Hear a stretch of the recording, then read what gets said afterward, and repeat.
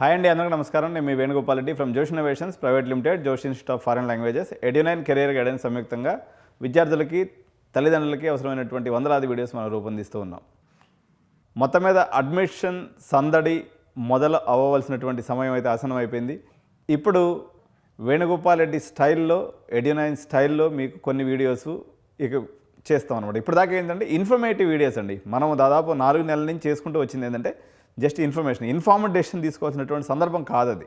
కొంతమందికి జేఈ పరంగా లేకపోతే కెరియర్ కౌన్సిలింగ్ పరంగా అవసరం, కానీ ఇప్పుడు మేనేజ్మెంట్ సమయం ఆసనం అయిపోయింది కాబట్టి అసలు ఇప్పుడు తెలుగు రాష్ట్రాల తల్లిదండ్రుల మనసులో ఏమి నడుస్తుంది, సో మీరు ఒకరికొకరు ఎక్కువ మాట్లాడకూడదు కాబట్టి పబ్లిక్ ఒపీనియన్ని నేను ఈరోజు మీ ముందు పెట్టే ప్రయత్నం చేస్తాను.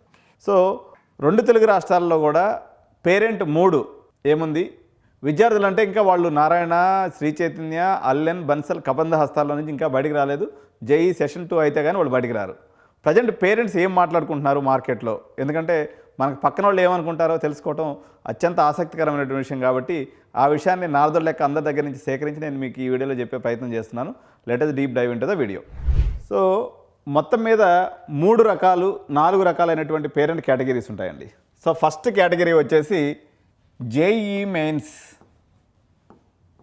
మీ కేటగిరీని బట్టి ప్రాబబిలిటీ ఉండి ఒక అంటే రిజర్వ్డ్ కేటగిరీస్ అయితే అప్ టు 80% వరకు, రిమైనింగ్ కేటగిరీస్ అయితే పాసిబిలిటీ ఉండి జేఈ మెయిన్స్లో ఉన్నటువంటి ఐఐటీస్ కానీ, ఎన్ఐటీస్ కానీ, IIITs కానీ, GFTIs కానీ, అంటే జోసా కౌన్సిలింగ్ కోసం ఎదురు చూసే పేరెంట్స్ వీళ్ళు కేటగిరీ.